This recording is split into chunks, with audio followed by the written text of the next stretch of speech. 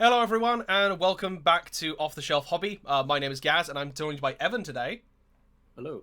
And we're going to be having a look and doing an instructional video on how to play Dark Angels in 9th edition 40k. Their book has only been out for about a week and a half now. So this is going to be like a mixture of a slight kind of review of goods and bads, but also for newer players about how to play and enjoy this army. Because there's a lot of little tricks in here and there's a lot of things that should be emphasized, and we're going to cover that today. So, Evan, what's your kind of experience with Dark Angels? So I split the Dark Vengeance set with a mate of mine back in 7th edition, and then I basically played them into 8th edition. Bought all the new Primaris stuff and used them in that. Mm-hmm. Mostly Deathwing stuff. I didn't own any Ravenwing, but yeah, Greenwing and Deathwing mostly. First thing to focus on, obviously, is that the Dark Angels themselves, in terms of the lore, are the First Legion. They've been around since the Horus Heresy. Their Primarch, Lionel Johnson, is currently tucked away in bed with some milk. But they've got some reputation of maybe being heretics, maybe being not heretics. Each kind of sub-faction they have all play quite differently. So there's something here for everyone, which we're going to go over. The Dark Angels themselves are very much in a slightly weirder setup compared to normal Space Marines or like Ultramarines, Imperial Fists, etc. They have the first company, which is the Deathwing. They have the second company, which is the Ravenwing. And the third company onwards are standard company-style Marines. And each of those has been, because each one has very much their own lore. They are specifically built in it. Well, they are built in a very specific way. The two kind of things that cover everything are the Warlord traits and your psychic powers. Overall, you've got 2 Warlord traits for the Deathwing, 2 Warlord traits for the Ravenwing, and then 6 generic, 10. The main thing is that because of the fact that these Warlord traits kind of carry across everything, it's better to look at them first, as well as your detachment abilities, so we can kind of get a better idea about just the more generic choices that you're going to make. Some of them are taken from other Space Marine chapters, or at least rewritten slightly from other Space Marine chapters. And then the Ravenwing and the Deathwing ones are very specific, but we will go into those. So, out of the Warlord traits here, you've got, for example, you've got tactical, you've got doctrine manipulation. Strangely, they have better doctrine manipulation than Ultramarines, and that's apparently their niche, so... Yeah, it's That's how you know it's good. weird, isn't it? The Dark Angels themselves are active in every doctrine. It's not like you have to build for one specifically. If you build a more all-rounded list, where you've got a bit of everything, so you've got a bit of Ravenwing, you've got a bit of Deathwing, you've got just standard normal Dark Angel Marines, you will have something to do in every phase, and every unit will have an opportunity to shine. Which I think, considering the Marine meta at the moment, is actually kind of scary. It's more you just have to build units for your doctrine, and you get one really good turn. But this, you can have potentially 3 to 4 really good turns back to back. It is very possible, but that and more comes down to whether or not those units get destroyed as soon as they hit the table. The main ones that we should really look at here are obviously Brilliant Strategist, which is the doctrine manipulation, and the other one being Caliber Knight. Each time this Warlord makes a melee attack against an infantry or biker unit, an unmodified wound roll of a 2+ is always successful. So that in itself, especially now where you've got some very buffy characters, looking at the the Death Guard Codex that just came out, and they've got a lot of heavy characters, and they do rely on their characters. You can't obviously use this against Mortarion, because he's not infantry, but you can use this on Typhus, you can use this on basically anyone, and you can really have a good beat stick captain. So having a character killer smash captain flying around the board is possible. Give him the Caliber Knight, give him a relic sword, or, well, you give him like a good melee relic, then he can be an absolute monster to try and deal with, especially if you've got psychers, or especially if you've got chaplain equivalents or apothecary equivalents, which are they're starting to become more prevalent. Yeah.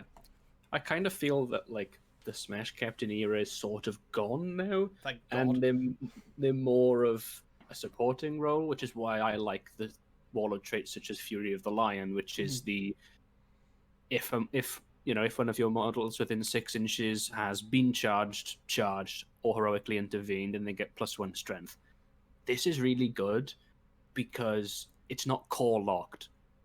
So the characters themselves get them. literally everything is getting this, and it's brilliant because like your normal bikes are then going from being, you know, Strength 4. strength 4 to being strength 5. Strength 5 on the So charge with extra attacks, and most likely they haven't got chainsaws, Yeah. they've got power swords. I mean, sticking this on Blade Guard veterans, like they're strength 6 then with their Mastercrafted Power Sword, so they're wounding other elite units who are toughness 5 on 3s. From what I can kind of see now, that how Blade Guard are going to be very prevalent in the Deathwing side of this. Yeah.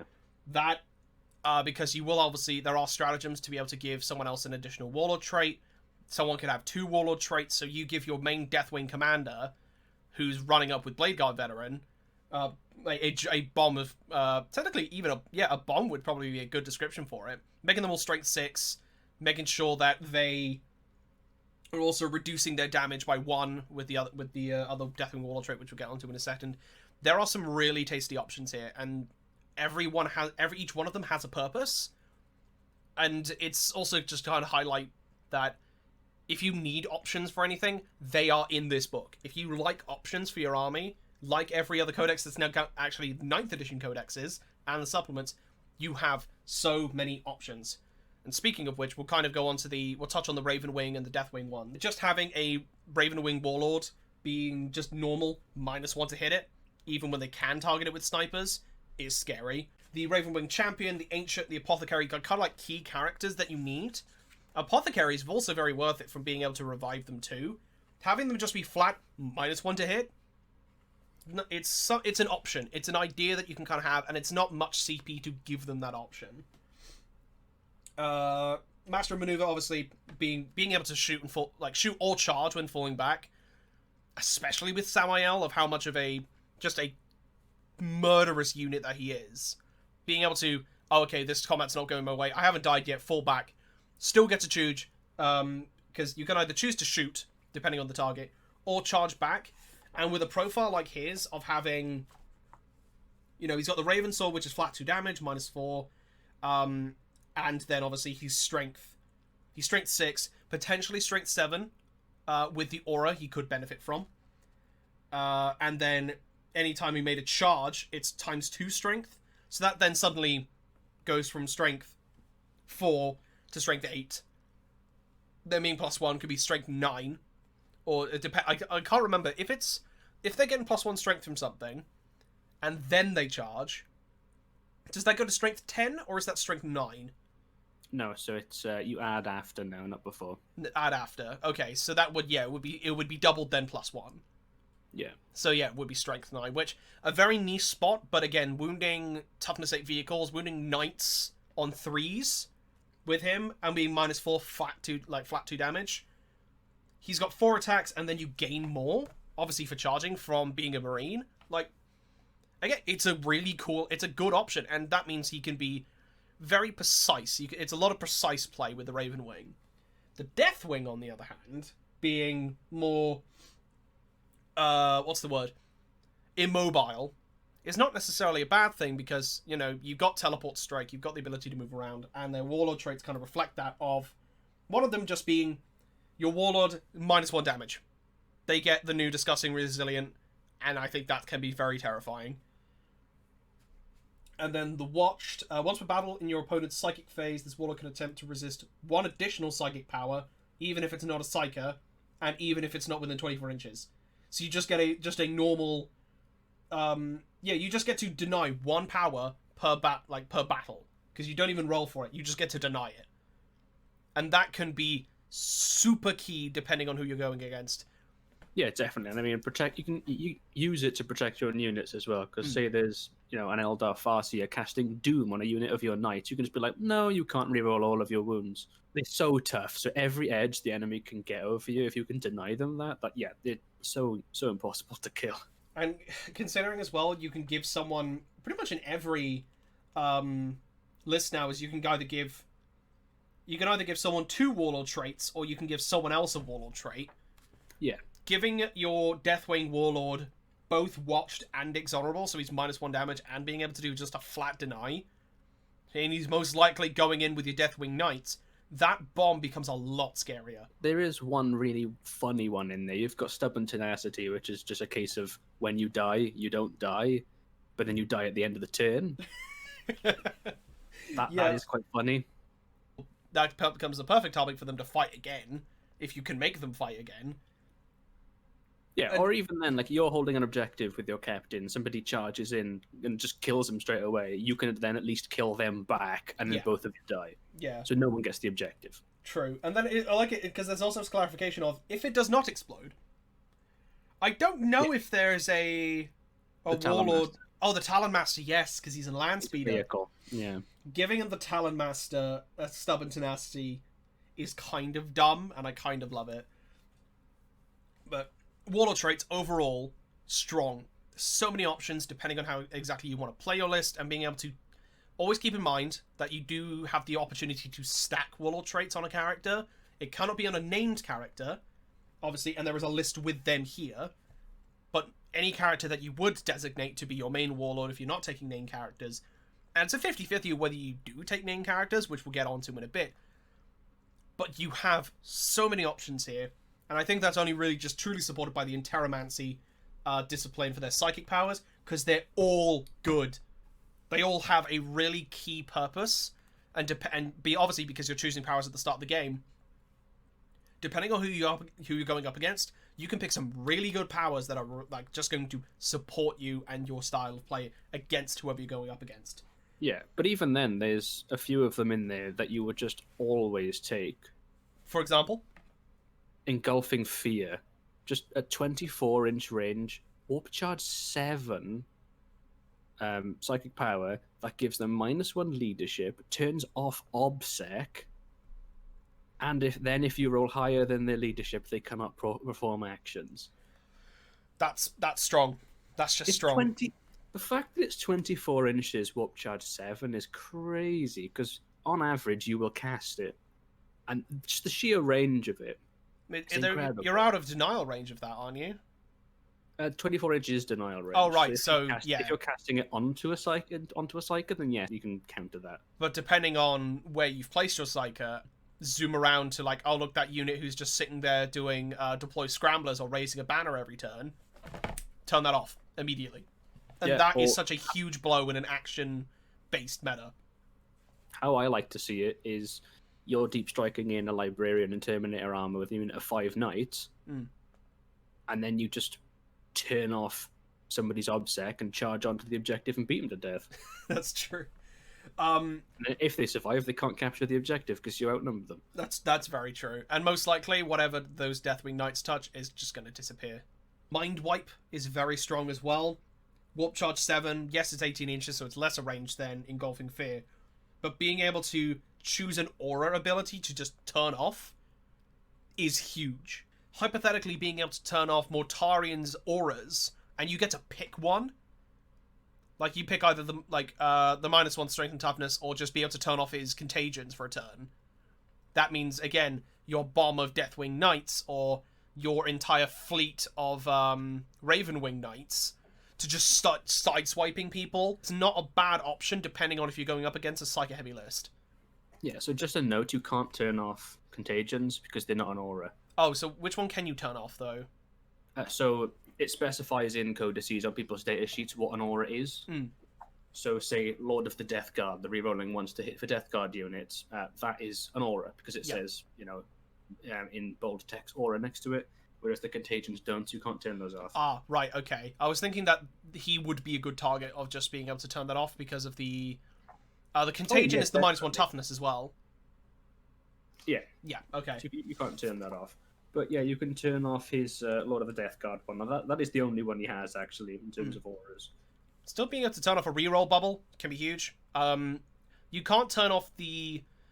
because it's technically not an aura, it's an ability of a chapter master designating one unit to reroll all hits. But you can just turn off his generic reroll ones, which means that one unit, if you can hide from it, that they've buffed, doesn't do anything, and then what can do stuff is already at a disadvantage. So again, very strong. Aversion: while this unit is within 6 inches of the Psyker, subtract 1 from the attack's characteristic, and they're also -1 to hit. Again, same kind of thing. You're deep striking, or you get your Psyker into a very, very strong position to help your melee units or your melee bomb or whatever it is. anything that would be charging them, because it's a 24-inch range, but they have to be within 6 of you for it to go off.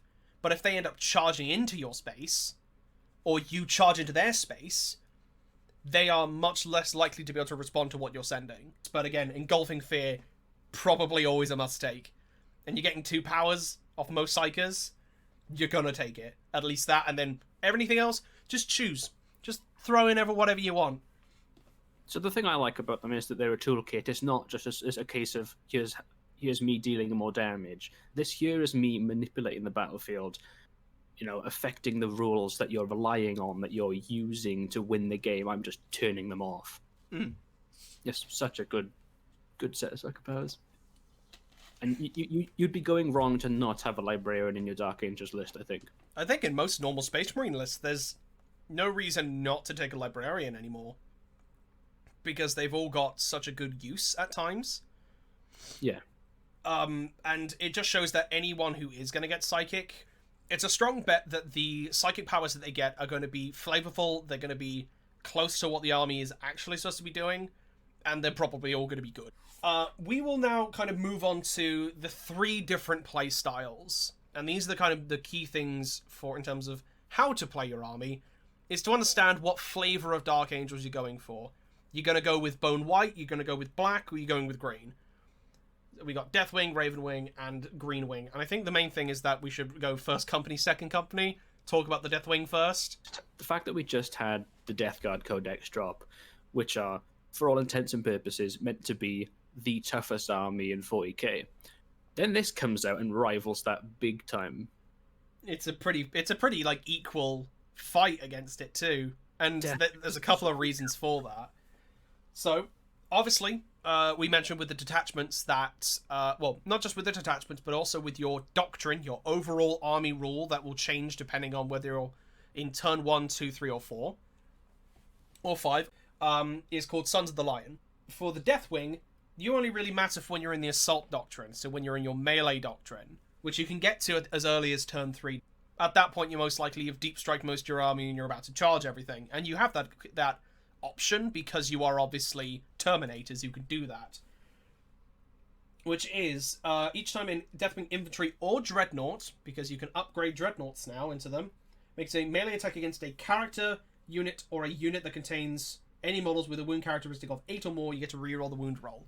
That means vehicles, knights, characters, demon princes. Being able to just flat reroll the wounds is good. And it's a nice thing because they mentioned Dreadnoughts, because being able to just upgrade a Dreadnought now, any Dreadnought, to be able to fit in the Deathwing with the Rites of Initiation, which is just an extra point cost, is kind of scary, because you can get some really nasty for example, a Contemptor... What's the Relic Contemptor? Is it just called a Relic Contemptor? Yep. Yeah, a Relic Contemptor Dreadnought with double Chain Fists. You spend an extra 15 points to make him Deathwing. In Assault Doctrine, he somehow gets into combat.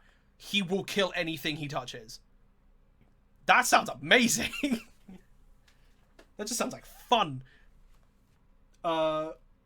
The other thing is that you get the first company rule, which means Deathwing Terminators, and normal Terminators, Terminator Assault and Relic Terminators, all get objectives secured, because you're not taking traditional troops.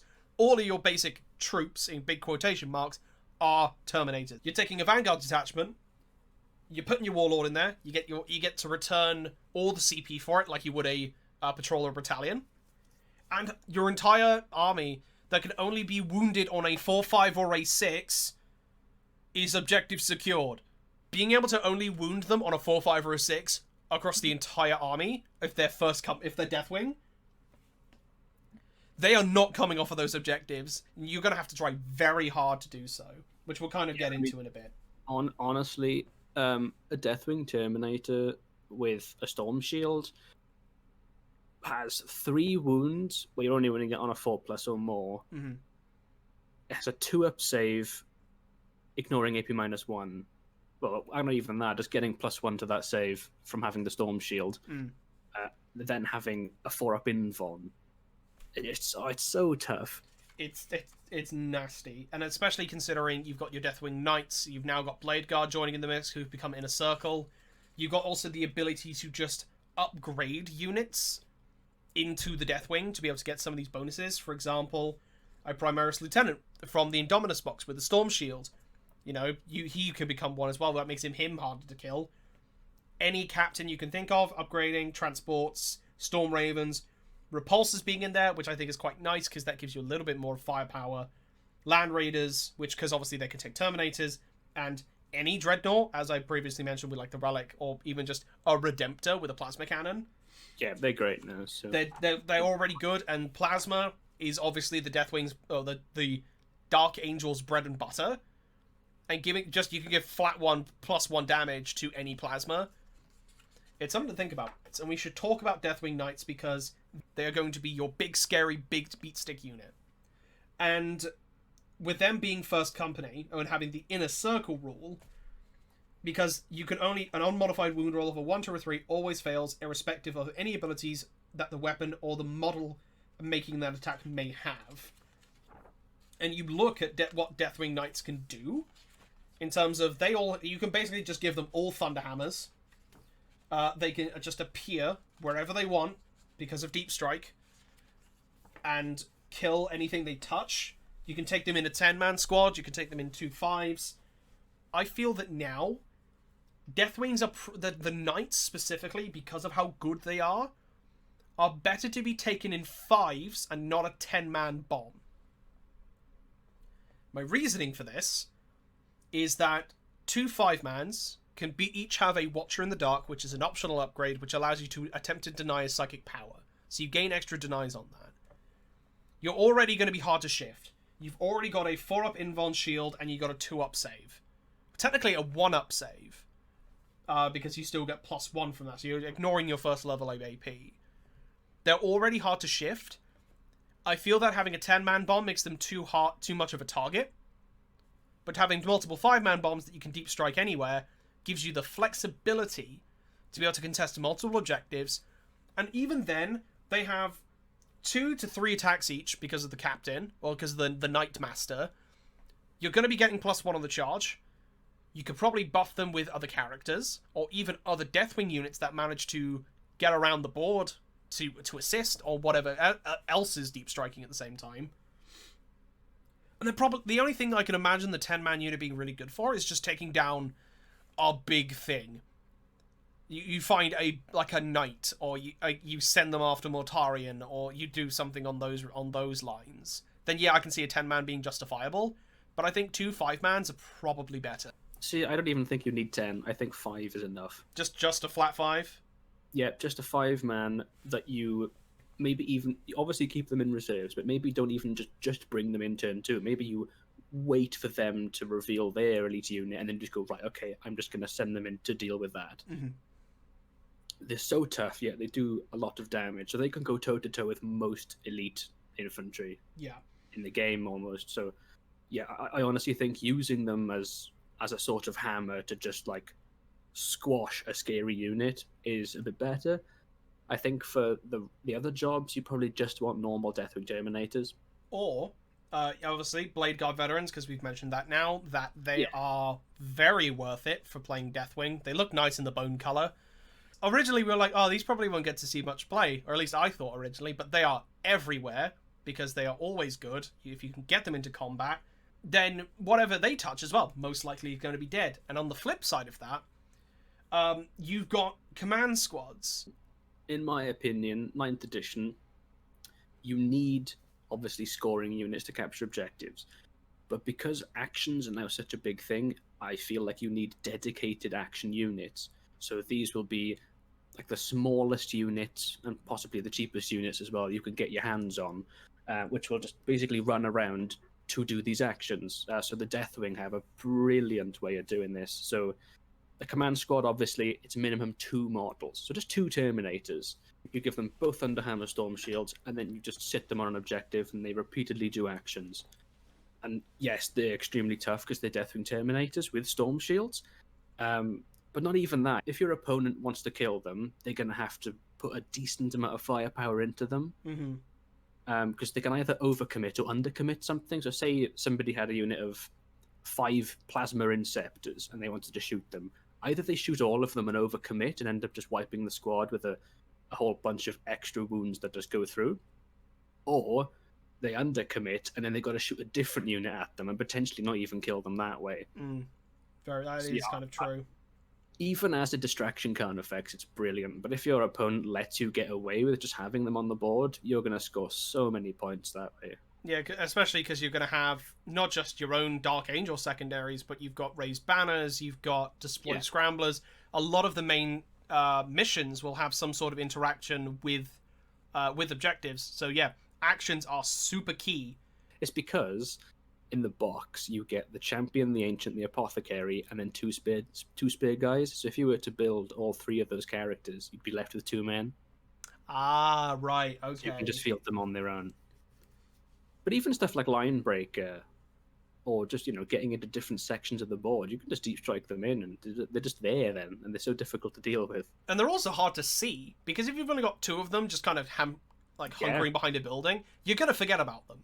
Because they're like, oh, well, there's the 5-man unit of Deathwing Knights there, and there's another big Terminator squad over there, and that 5-man, or maybe 5 or 10 Terminator squads turned up over there. I need to deal with that. And you just got two little Terminators just hiding in a corner, sitting on an objective. It's like, oh, I've scored that this turn. Even for deep striking and charging artillery pieces, like the 2 Terminators, they might kill it, but at the very least, they're just going to bog it down. You're going to have 5 attacks, 7 attacks on the charge, and you've all got Thunderhammers. You've given them both Thunderhammers. So that is... Yes, you're at -1 to hit with them, so you're hitting on 4s. But still, why wouldn't you? Because most likely that artillery is parked on an objective. Or is an objective in itself with things like Bring It Down, or you're just trying to do Kill Tally. I can't remember what the actual one's called. But, taking them down, just charging it, probably killing it, is kind of worth it. Yeah, because I mean, it's just they're not something to going to be sneak able to kill that with their back-end units, probably, so they're going to have to bring something back from the front lines to deal with them. Either that or just waste a bunch of turns shooting them. Yeah, because at that point, then, you're taking the advancement of you're manipulating the board state, and they have to respond to you, instead of just having a 2-line smash against each other. Yeah, you got to think about your movement, not just forward. Forward, march. And... considering we can't talk about the Deathwing without talking about Belial. Because he is the named character, he is the Grandmaster of the Deathwing.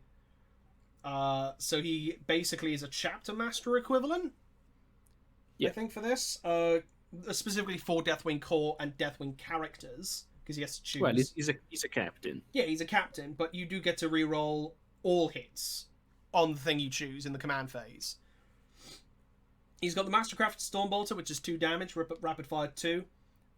He's got the Sword of Silence, which, if he tries to hit anything that's not a vehicle, you're always wounding on a 2, regardless. And he has 4 attacks, 5 on the charge. He's got a 4-up invuln save. And if anyone tries to melee against him, they're -1 hitting because of parry. Yeah, which is just bonkers, considering how tough he is anyway as a Deathwing Terminator.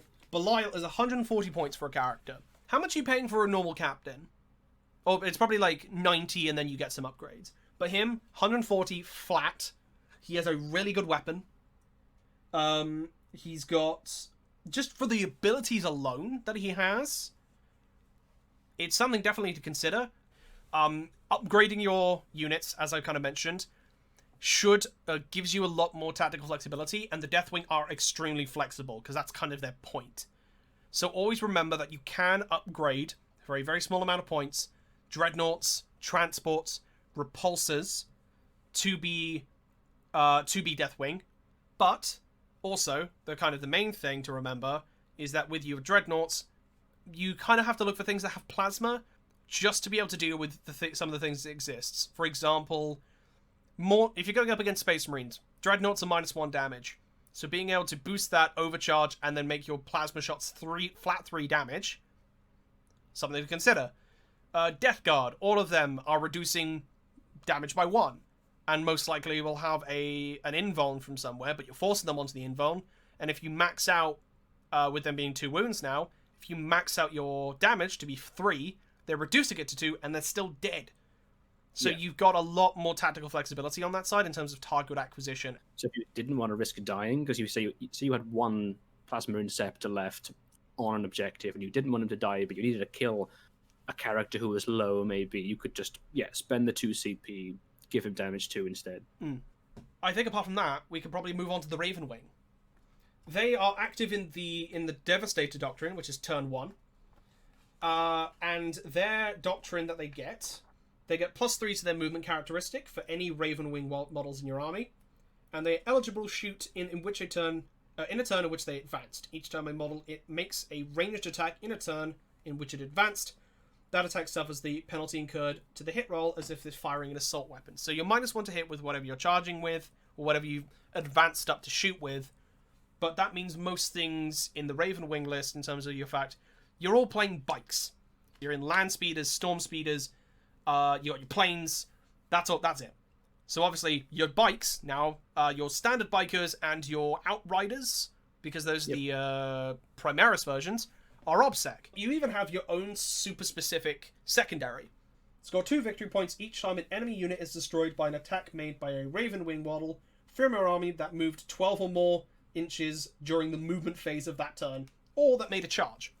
That's a weird one. That's a very specific one, but if you're playing all Ravenwing, I think that's possible. It's weird, because if you wanted to move 3 inches and no more, you could just move, away and then back to that position and just say, I moved 12, there we go. But you have to physically make sure your opponent watches you do it, so you can make sure it's legal. And there's a couple of extra weird things in terms of the Ravenwing to try and remember. And the main thing I think for that is Jink, which is their key special rule, which is everything as a Ravenwing has a 5-up invuln against ranged attacks as long as you move. If you advance, you get a 4-up invuln instead. You're not really going to be standing still very much. Your mobility is your strength. And if you are looking at playing Ravenwing, if you're like, I want to be the better White Scars, because they are the better White Scars. Yeah, they are. Which is very sad to hear. A lot of what you're kind of focusing on is, as Evan said, you technically need to move 3 inches. That doesn't mean you can't move 8 inches back and then 3 forward.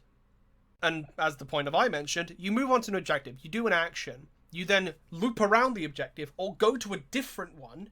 You are still holding potentially 2, 3 or more for your main one, and you can still do your main actions because you're just pretty much just driving in a big circle on the map. Or you're charged into the enemy, but if you're charging into the enemy, you're not going to get Jink anyway because it's only against range attacks.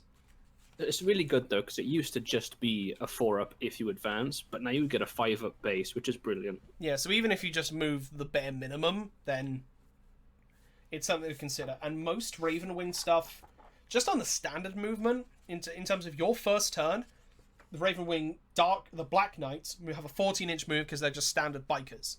So that is 17 inches you get to move around on the board, and an advance, and then obviously you're -1 to hit. Still hitting on most things with the 4s, and you're kind of getting that as a bonus to be able to have absolute first turn movement board control. But even then, with the advancing, with Speed of the Raven in the Devastator Doctrine, you ignore shooting with assault weapons after advancing. So you're still hitting at full strength. Even though you've just moved 17 inches. Yeah, because you've got like the Ravenwing Black Knights, because they've got 2 plasma guns stuck to the front of them. They're assault 2. You know, you've moved 17 inches, which is you're hitting with however many of them you have with all plasma, giving them +1 damage, and just annihilating whatever they touch, and then charging probably, because if it's 17 inches, you're probably in charge range of something. You are getting a turn 1 charge with this army, one way or another. Yeah. If your opponent doesn't know about it, then you're going to be able to charge them. It's bikes being your minimum and up. Everything you have is T5 minimum. Yes, you're still having to deal. You can still get wounded on 2s. You're not Deathwing, but there are ways to mitigate that. And I think the main thing, if you're playing Ravenwing, to consider is to is mobility is key, and auras are your friend. You've also got your Talon Master. You'll also have the Primaris Chaplain on bike, who gets the Ravenwing keyword, who is now very scary, because he's an Interrogator Chaplain, so he gets the other ability of Aura of Dread on a bike unit, and he obviously, he's a character, so he can just appear anywhere. Your Talon Master being there as well, being, obviously, having, for Reno wound rolls, and he's your lieutenant. The main kind of unit that every Ravenwing player will have is a Dark Shroud, because everything near it gets -1 to hit. If you're playing Ravenwing, that's a must-take, every time. The Dark Shroud, though, I will say, is 130 points, and then you get a 5-point upgrade for an Assault Cannon, which replaces a Heavy Bolter. I don't even think you need to replace it. I think the 130 points, and you still get a Heavy Bolter, which is damage 2 now. Yeah. It's good. It's a cool model as well. And your bread and butter with Ravenwing. You've got, obviously, characters on bikes to provide buffs. You've got your Primaris Outriders now, which are very scary and very good in combat. You've got your Black Knights with their Plasma, which are Assault. They have a really good melee profile, and they all have Corvus Hammers. Anyone can be equipped with a Corvus Hammer, which is just a power hammer, but it is flat 2 damage. Something to mainly consider, because the amount of attacks they have, it's gonna be kind of scary. Plus, then you got stratagems to boost that. The main thing you should always keep in the back of your mind, and I don't think any Ravenwing player would leave without one, and most Ravenwing players that I've seen will have at least one of these, is either the Dark Talon or the Nephilim Jet Fighter. And these are your 2 special flyers. The Nephilim Jet Fighter is brilliant. So let's have a look. Let's have a talk about the Jet Fighter. The Jet Fighter itself is 190 points for a flyer. It is, as it is, a fighter. It's not a bomber. It's not a transport. It is just straight up for blowing something up and also blowing up other aircraft. Just the Avenger Mega Bolter is brilliant. So that is 36-inch range, heavy 10, so 10 shots, strength 5, -1, flat 2 damage. It's so good. That is good for the range it is as well. And you're moving around with it, and you're not hitting on 4s anymore. After you move, you're still hitting on 3s at top bracket. And if you're shooting another aircraft, you get +1 to hit. So even with supersonic, if you're shooting other flyers, which, because it has to be an aircraft specifically, not just something with the fly rule. If it's aircraft specifically, there aren't many armies that have those options. But whatever options there are something that probably needs to be dealt with. You can be hitting them on 2s, or you're using the missile launcher, which is 1 shot, strength 7, -3, flat 2 damage. But if you shoot an aircraft, it's 4. You can change the Mega Bolter out for a las cannon. But would you? Probably not. It depends what you want to kill, honestly, but if you want anti-tank, you're probably better off just taking attack bikes, because they've got an invuln. Yeah, that's very true. So they're actually pretty tough compared to any other chapter's attack bikes. And you can hide them in your bike squads as well, so... Yeah, you can really kind of fluff them up. Or you've got the Land Speed of Vengeance with the Plasma Storm Battery. And that's already base flat 2 damage, and then you could boost up to 3 on overcharge. Yeah, it could be okay, but I mean, just multi-melters now being 2 shots, and the fact that you can move 17 inches and still... You can even advance in your first turn and still shoot it normally. Yeah. It's and so you will be in melter range if you do that. Oh, yeah, exactly. Having the Jet Fighter itself, the Mega Bolter in itself gives you... It's a Mega Bolter and a Heavy Bolter on it. You've got some multiple options. You've got a pot shot missile you can throw out at something, depending on target acquisition. But you've also got just a heap of fire. You've got 16 shots coming out of this thing, hitting most likely on 3s, because you're not a -1 anymore for moving and shooting with it, because it's a heavy weapon. You can get right into some a niche area, and most likely with 16 shots, whatever you're shooting at is probably dead. But how about the Dark Talon, though? The Dark Talon and the Jet Fighter kind of differ in 2 main ways. The Dark Talon has something called a Rift Cannon as a weapon, which basically just does... it's a blast weapon. Instead of doing damage, it does 3 mortal wounds. Just flat. 3 shots, 3 mortal wounds.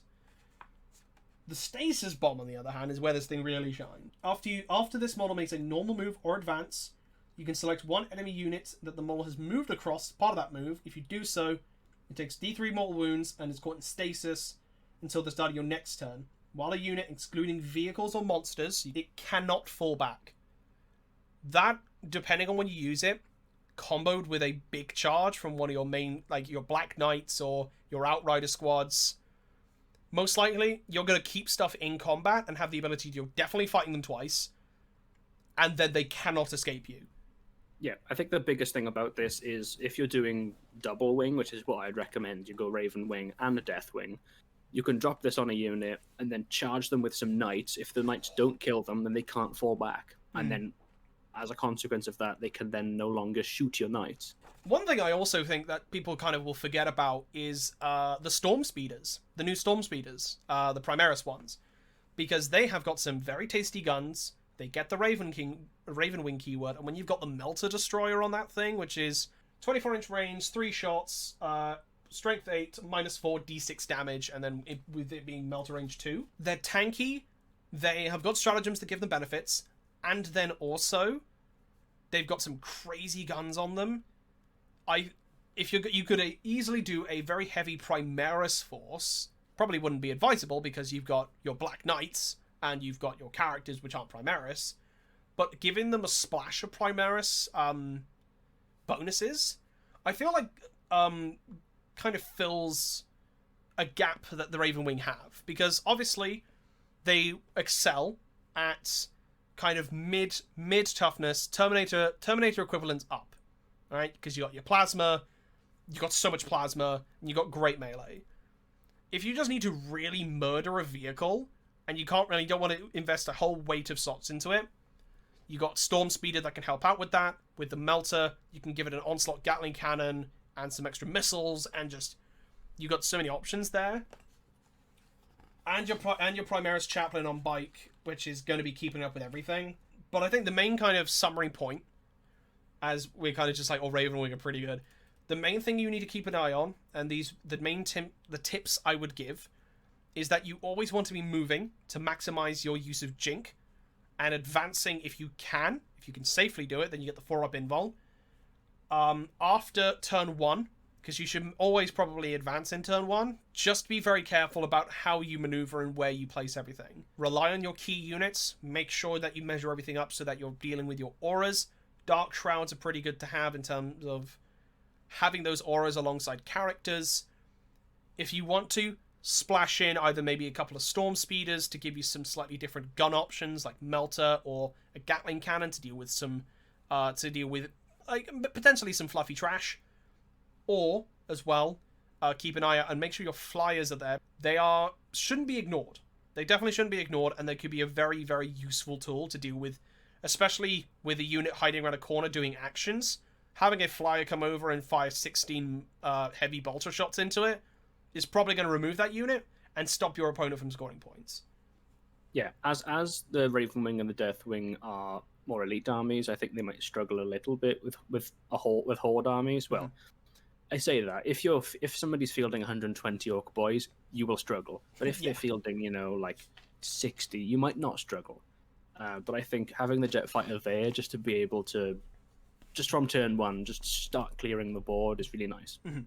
But I think a main tip, if you are going to be looking in terms of competitive play as well, and you really want to play the objectives, you're going to want to mostly focus on mid-board control, and you will have the opportunity to keep your opponent, 1, guessing, and 2, keep yourself pretty safe, is to cycle around your objectives. If you've got the ability to move between a mid-board objective and your own one, or possibly the enemy one where he can't get you, take that chance. Because most likely, you will have another unit which can take the space of the one you've just moved.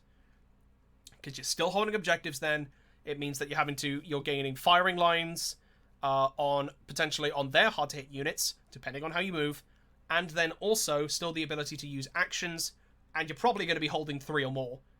Because if it's a hold 1, hold 2, great, you're definitely holding 2. If you're holding 2, then 3, and potentially more after that point, that is going to be something you can do, and you can run away with the game very easily. I do want to quickly mention the Ravenwing Apothecary. Mm-hmm. you will always take one, and you will always upgrade him to Chief Apothecary. Oh yes, because of the stratagem to bring bikes back for free. You spend CP to just automatically bring someone back. It's infantry or biker. Mm-hmm. So you can, if you're doing double wing, which is what I would do, Bring back a you knight. could just bring back Terminators. Yeah, it's so good. And and obviously, though, like for a character, he's also quite cheap as well. He's like 80 points. He's also really fast because he's on a bike. Yeah, I think he is Fastest apothecary you'll ever get. Ravenwing Apothecary is 100 points. That's a 100 point you'd be willing to pay for what he does. Apothecaries are just good. Even if he brings back a couple of knights, he's already paid for himself. Mm-hmm. Should we have a talk about the Greenwing? Sure. The hidden third wing. And I don't know if there's much to mention here that we haven't already mentioned. Yeah, some of the biggest things, obviously, is Inceptors with Weapons of the Dark Age. Obviously, you can up their damage again. Mm-hmm. But I don't know if that's better than if you were to just use it in a different chapter that might benefit it differently. Mm-hmm. It depends, really. If you just wanted sheer damage, sure, they would be better in this, probably. But I think, the way you want to play these is to go Deathwing Ravenwing, in which case there's no room for Inceptors, really, without breaking some of your rules.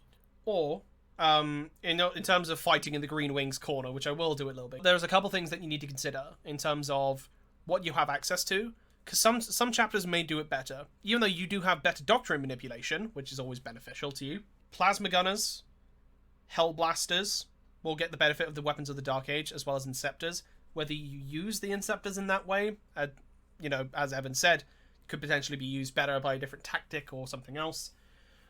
You can obviously just have Deathwing Terminators in your list in the Green Wing. They would still get the Inner Circle, they get their own abilities, but they don't get objective secured, so they're more of just a supporting role. But having an entire Green Wing with a set of knights running around can be beneficial, because you can give yourself enough firepower to back them up. Unfortunately for the tactical doctrine of being able to shoot while in engagement range on a 5 is okay. From what I've seen in terms of battle reports that already exist and just from general chatter online, that it's not super effective. Yeah, it's fine. And it's a kind of disappointing when you look at like everything else we've seen out of this book of Ravenwing and Deathwing are really cool. If you want to play Greenwing, then do it. But in my opinion, Ultramarines just do the same thing but better. I think the real strength of the Dark Angels is the Deathwing and the Ravenwing. Yeah. Just having the sheer amount of units with OBSEC is quite high, actually. So, not to say that you can't play Greenwing. And if you were, obviously, you're going to be wanting. It's going to be basically a standard kind of Marine list. You've got a couple of Dreadnoughts, you've got a lot of Intercessors running around, and then you fill in the rest. You've got, throw in some Hellblasters, throw in a Repulsor with a Plasma Cannon. Make sure, you will probably have a Chaplain because you're playing Dark Angels, and you will most likely have a Librarian because the powers are good.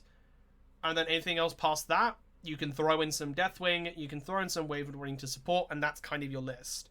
If you wanted to maximize your efficiency with Dark Angels, I pretty much agree with Evan. It's gonna be a mix. It's gonna be a half and half. Right. So yeah, it would be Deathwing and Ravenwing, and it would essentially just be, a Chaplain on foot, or even with a jump packs, you can do that. 5-man Blade Guard veterans. You don't want to go 6, otherwise, Blast comes into it. An Ancient to walk in with them. Unit of Terminators. And then another detachment of Ravenwing with Talonmaster, Chaplain on bike. You can go Outriders, but obviously I quite like the Black Knights are better. Squad. I think I like the bike squads of the multi-melters, honestly, the attack bikes in them. Oh, true. I did forget about them. You can hide them in there, and you get a few flyers in there. Mm-hmm. But probably just the one for the points. You could probably get some knights in there as well. Honestly, just any of those combination of Deathwing and Ravenwing, you can't go wrong, really. And you get because you're most likely building them in 2 separate detachments. Each detachment will then get, your Terminators always getting transhuman. Your Ravenwing, because the doctrine will be the same, they will just kick off at different times. But you've got backline to midfield, being your Terminators, and you've got midfield to their side of the board entirely, as your Ravenwing, and you can maximize your board control super well. And that's the main thing, especially when it comes to competitive play, is maximizing board control and limiting, not completely wiping your opponent off the board, but just limiting their options enough so that you can maximize your point gain and get and then just make it so that they cannot catch up. In terms of an army, on a scale about how easy the army is to play, well, it is Marines. In terms of you just playing normal Greenwing and you wanted to have some extra plasma, this is going to be a fairly easy army to pick up. If you're going to be playing for Deathwing or Ravenwing, it's going to be a little bit more difficult because you need to understand the nuances of those units. But you've got so many options in here, it's very hard to play them wrong. It just comes more with playing for practice, knowing when to deep strike, knowing how to move your Deathwing, how to move the Ravenwing, and controlling objectives, and just kind of list building on that side. It takes a little bit of time. It will probably take a little bit of time just to kind of understand. But if you are interested in something that's not just a normal generic Marine list, the Dark Angels are a very, very good pick. 2 different detachments of have a Deathwing and a Ravenwing detachment, and then just get them to benefit off each other. It's probably a way to go. But there's not much else I think we can add in terms of how to play. We've kind of covered everything. I would like to ask the comment section, and for everyone else watching this, how would you play the Dark Angels? What would be your kind of conversions? What would be your takes on a list? And we'll have a chat about them at a later point in time. So I'd like to thank everyone for watching. Make sure to check out the socials for Twitter and Instagram. Follow us on Twitch and YouTube. Drop your comment down below about what you'd like to see in the Dark Angels list. Cheers, everyone.